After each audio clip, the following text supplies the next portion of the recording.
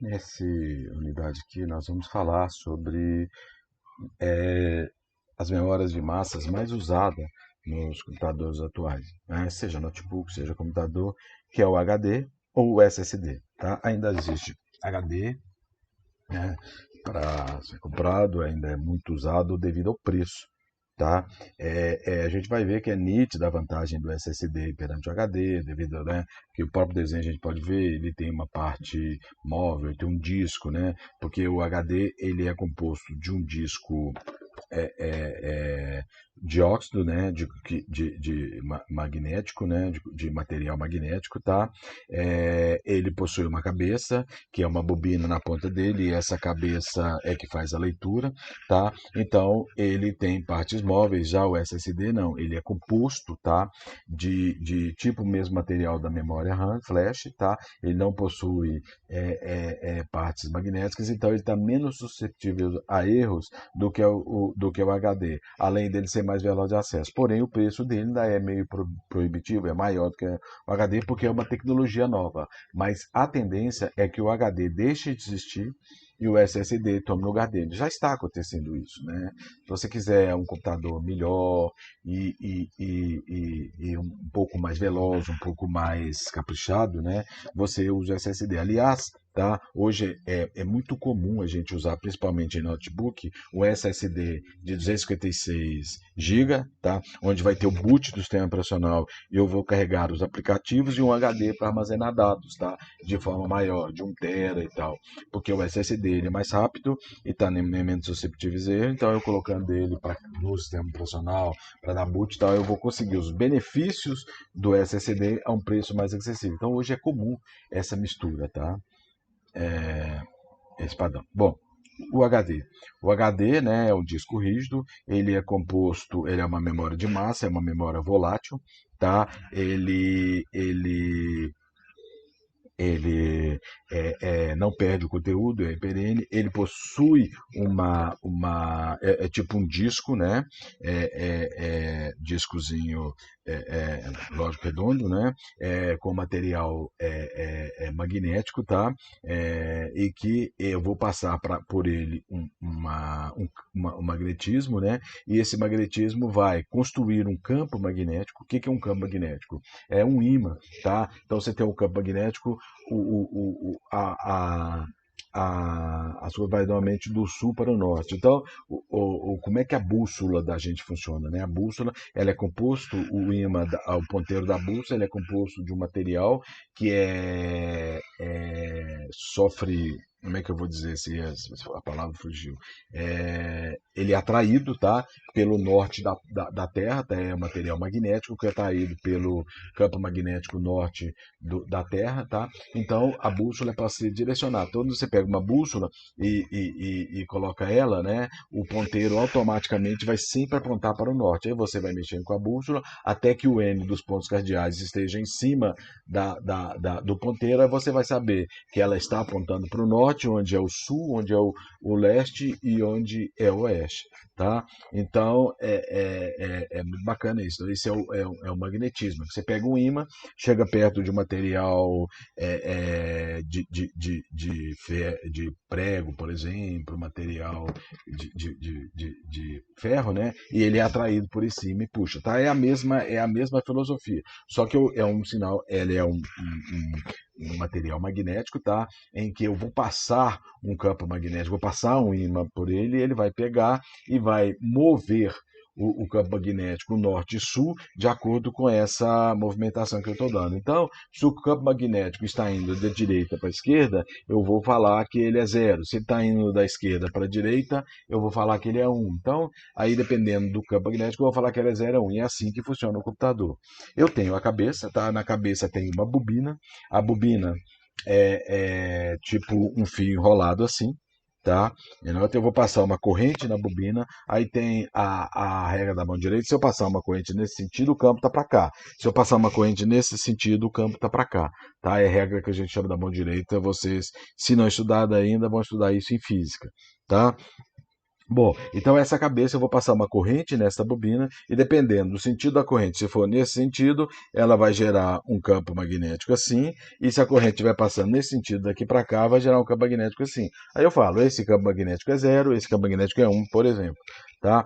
E essa cabeça ela não encosta no material magnético, porque ela não pode encostar porque ele gera um campo magnético, e esse campo magnético vai passar em cima do disco e vai direcionar o material do disco para um lado ou para o outro, dependendo desse campo magnético. Então, essa cabeça ela não encosta no disco. Tá? Se encostar no disco, ela cracha o disco, estraga o disco deixa de funcionar. Porque o disco fica rodando toda hora para eu poder armazenar dentro dele. Então a cabeça fica rodando, o disco fica rodando aqui, a cabeça vai indo e gravando. Tá? Se a cabeça encostar, não dá. Então, como é que é feito isso? Esse disco roda hoje a 7.200 RPM, tá? Desculpa, 7.600 RPM, né? 5.400, o dobro é 7.000, metade, né? 7.600, tá? Ele roda 7.600 RPM, 5.400, né? Dependendo, mas hoje é 7.600. Ele roda, né? A cabeça fica nessa posição. Só quando a velocidade do disco atingir isso é que a cabeça vai lá. Então, como ele fica rodando essa velocidade altíssima, ele constrói um colchão de ar. Tá? Esse ar não deixa a cabeça encostar, porque esse ar fica entre o material e a cabeça, e não deixa a cabeça encostar, então eu vou gerar o campo magnético e vou fazer o beat. Quando eu não tenho gravar, eu vou ler, o que eu faço? Eu não passo a corrente, a cabeça vai lá em cima, esse campo magnético vai gerar uma corrente na cabeça e eu vou ler. Então, se tiver a corrente tiver no sentido é 1, se tiver no sentido é 0. Então, para gravar, eu passo corrente na bobina da cabeça. Para ler, eu capta o campo magnético e essa corrente é gerada por esse campo magnético na cabeça e eu consigo ler, tá? Essa distância é tão pequena, tá? Que um fio de cabelo é capaz de estragar o disco, tá? Então, por isso que os discos são hermeticamente fechados e você não pode abrir o disco, né? E depois deixar para rodar, porque se entrar uma partícula de fumaça, uma partícula de poeira de um tamanho tal, ela vai entrar na cabeça e vai danificar a cabeça. É lógico que, né, quando o disco está roubando, qualquer impureza que vai entrar nela vai ser jogada de lado. Mas se ela ficar ali dentro, uma hora, menos hora, ela vai cair e vai crachar o disco. Tá? Então, esse é o funcionamento dele. Essa cabeça roda 7.600 RPM, tá? Forma um colchão de ar, a cabeça vem, esse colchão de ar não deixa a cabeça encostar, ou ela gera um campo magnético, ou ela lê o campo magnético e vai gerar o sistema, tá? Se vocês procurarem na internet, vai ter como é que um disco funciona, tá? Deixa eu ver se eu salvei aqui. Se eu não salvei, tá? Tem aqui no YouTube, tá? Funcionamento HD.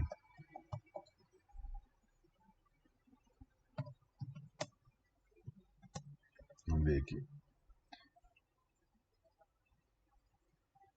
Já tá vendo? Vou ver quanto tempo é isso aqui, só pra gente não ter uma coisa muito grande, né? Okay, só pra vocês Sim, verem todo isso. mundo sabe que um HD trabalha com armazenamento magnético, mas como exatamente isso funciona? É o que veremos no vídeo de hoje, dando seguimento à série de vídeos sobre como funciona cada peça do computador. Eu espero que vocês gostem do vídeo e vamos lá. Sim, de forma muito superficial, um Hard Disk Drive, ou HDD, é um dispositivo de armazenamento magnético que lê e grava dados em discos com camada magnética, tendo um ou mais discos que rotacionam em alta velocidade, enquanto um leitor e gravador faz o serviço em cada um dos discos. Bom pessoal, basicamente o HD ele é composto de peças muito específicas, e eu vou listar para vocês as mais importantes.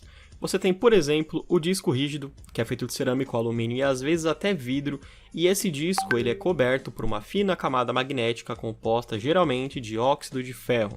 Então se você achava que todo o disco em si era magnético, você viu que não é bem assim, meu jovem.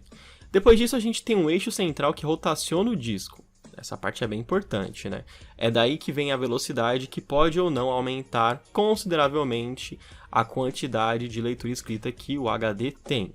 Ou seja, na teoria, quanto mais rápido esse disco gira e mais leitura e gravação você tem, mais velocidade você teria no seu sistema operacional, mas isso é muito limitado e vamos ver mais pra frente o porquê. Depois disso você tem um braço de leitura e gravação, e é importante que esse braço de leitura e gravação muitas pessoas chamam popularmente de agulha, mas isso não é agulha, tá? Não tem agulha no HD, isso é um braço de leitura e gravação.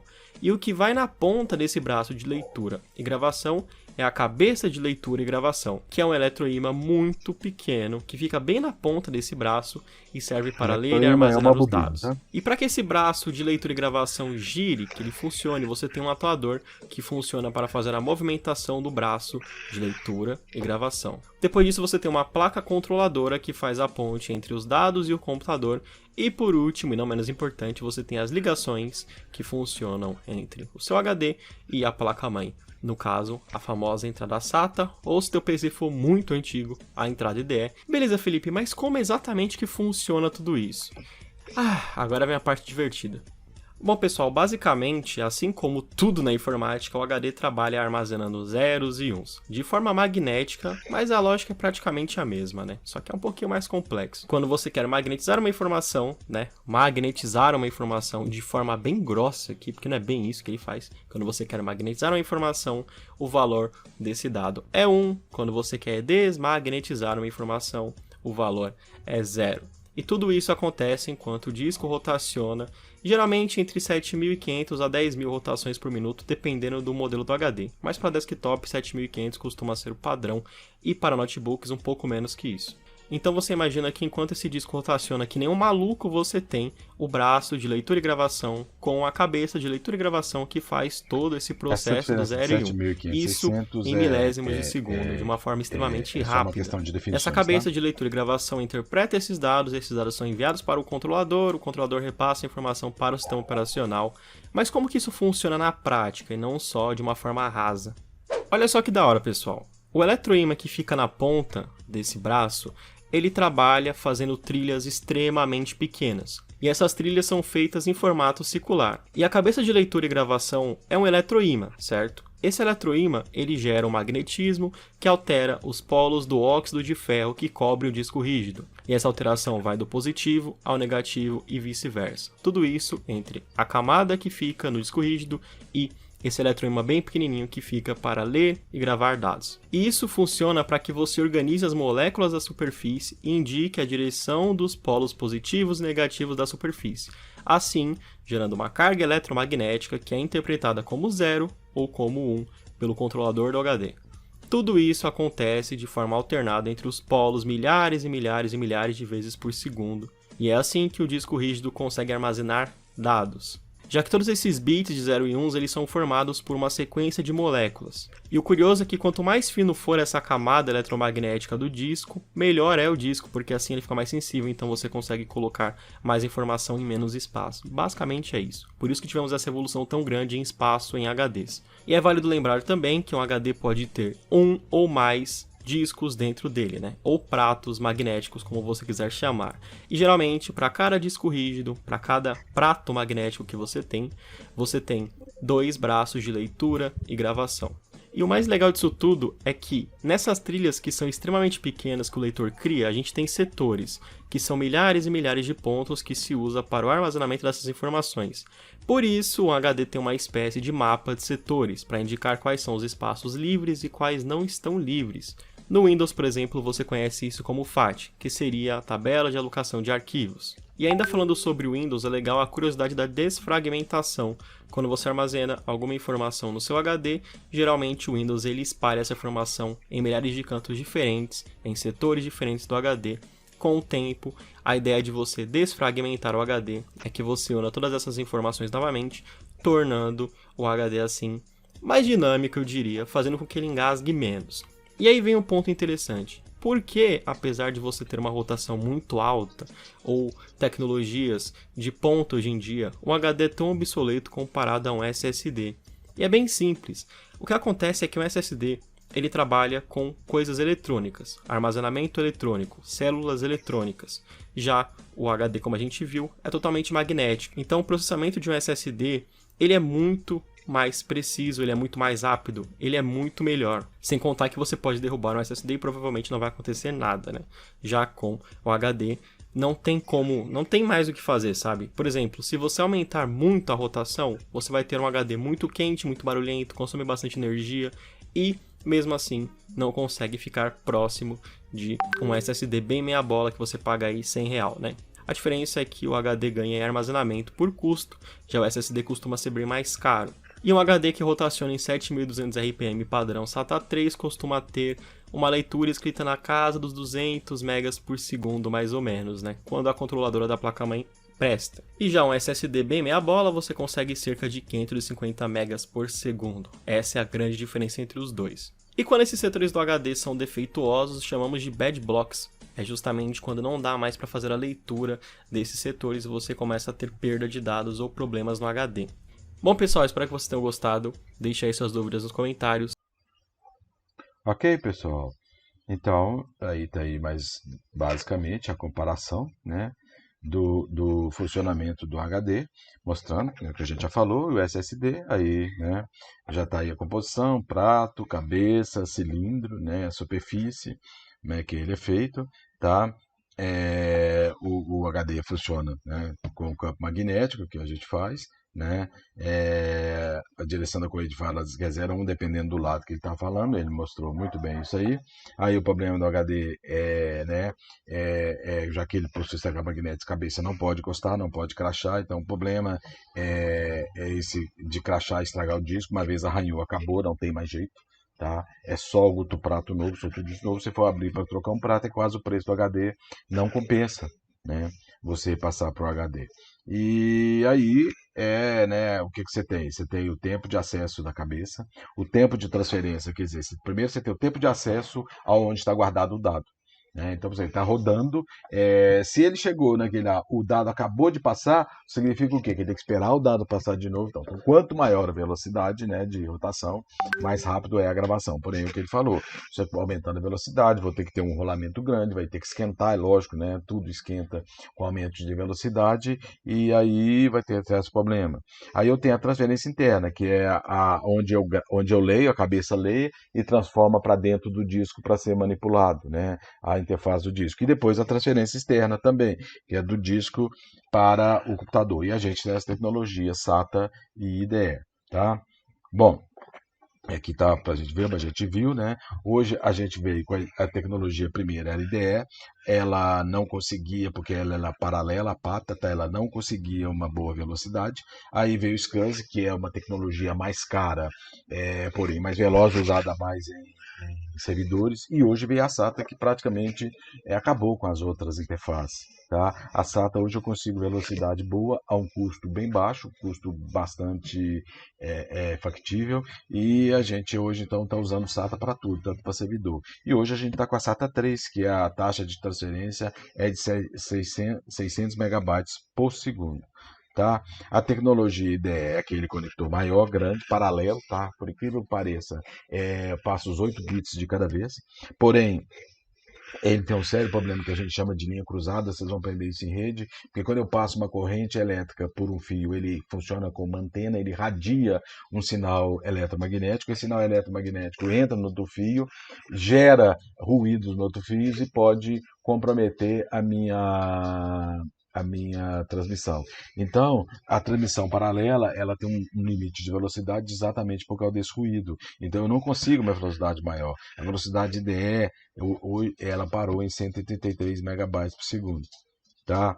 Bom, a IDE ou PATA que a gente chama. Aí, o que o pessoal conseguiu fazer? Tá? Outra coisa, a IDE, cada cabo IDE, ele consegue trabalhar com 2 unidades, e cada interface da placa IDE também trabalha com 2 unidades. Então, na verdade, você tem Master Slaves, Master Slave. Até inclusive no HD atrás dele, você tem um jumperzinho, tá? Que você consegue fazer, se ele é Master ou Slave, ou dependendo do cabo, tá? Então, Master ele é o primeiro, o Slave ele é o secundário. Então, cada interface trabalha com Master e Slave, primário e secundário. Então, na verdade, eu posso trabalhar com 4 discos, Master Slave, Master Slave. Tá? Então, eu posso ter Um é master, o mestre, e o outro é o escravo, é o segundo. Ou posso trabalhar com CS, que é cabo select, ou seja, o próprio cabo vai falar para mim se ele é master ou não. Normalmente esse cabo ele tem uma volta nele para falar para você qual que é o primeiro, qual que é o segundo, que tem que determinar isso, tá? A gente quase nem usa IDE hoje mais, tá? O Master IDE Cabo Select, né? Vou colocar lá, vai depender do cabo, o cabo é que é feito para isso. Aí vem a tecnologia SATA. A tecnologia SATA, a PATA é paralela à ATA. A SATA é serial ATA. O que é? O pessoal conseguiu desenvolver uma tecnologia serial com velocidade boa. Para você ter ideia, hoje o SATA 3 está em 600 megabytes por segundo, quase que 6 vezes mais do que o SATA.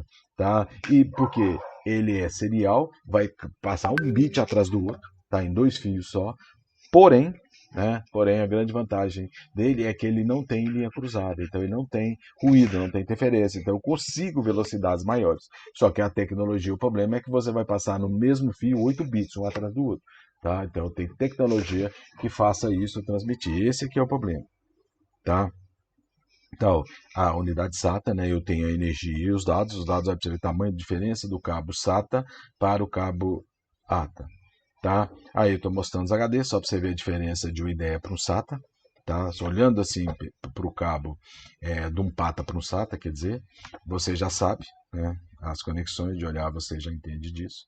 Tá? Você vem no gabinete de fixação, fixa, conecta a motherboard, você tem ou a interface SATA ou a interface PATA, ou IDE, vai depender. E aí nós chegamos no SSD. O SSD tem a mesma finalidade do HD, porém ele trabalha com módulos eletrônicos. Então ele é menos susceptível a defeitos, tá? Ele possui velocidade maior. O problema ainda hoje é que a tecnologia é uma tecnologia moderna e o custo disso ainda é caro. Mas a tendência é que o SSD vá substituir o HD, tá?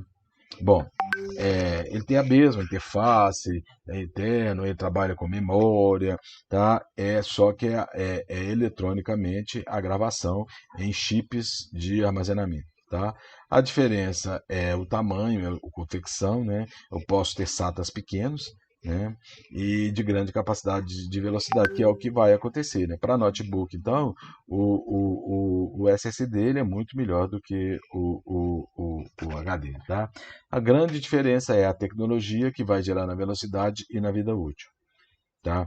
Aí você liga o computador, né? Ele vai falar para você faz o teste e tal, e ele vai falar para você aonde é que o SATA está instalado, se é SATA, se é IDE, e vai dar o boot, tá? Então você tem que definir para ele onde é que está o boot, tá? Se está no master, se está no slave, se está no SATA inicial, tá? E eu vou carregar isso, ok? Então, com isso aqui, eu mostrei para vocês o funcionamento do HD, muito interessante o funcionamento do HD, né? É uma tecnologia bem bacana de efeito, né? Com materiais magnéticos, só que na época ele era bem mais barato, eu não conseguia fazer RAMs, né? Marco, então por que eu não vou fazer toda a tecnologia, tanto de RAM quanto de HD, de SSD, de flash? Porque o flash é mais barato que a memória RAM, tá? A memória RAM ainda é capacitiva e ela é cara, né? O tamanho dela, a velocidade, né, irmão? Então, a velocidade está relacionada diretamente ao preço. Tanto, né, que quanto mais veloz, mais é apurado os materiais, mais caro ele é. Só que aí é o negócio. Se eu vendo muito SSD, aí eu posso diminuir o custo dele. Se eu vou fabricando muito, eu vou diminuindo o custo de fabricação dele e ele vai tornando ser mais barato. Então é o que vai acontecer, tá? O SSD ele vai chegar num preço que o custo dele vai compensar próximo ao HD, ele vai deixar de ser usado, tá? Basicamente essas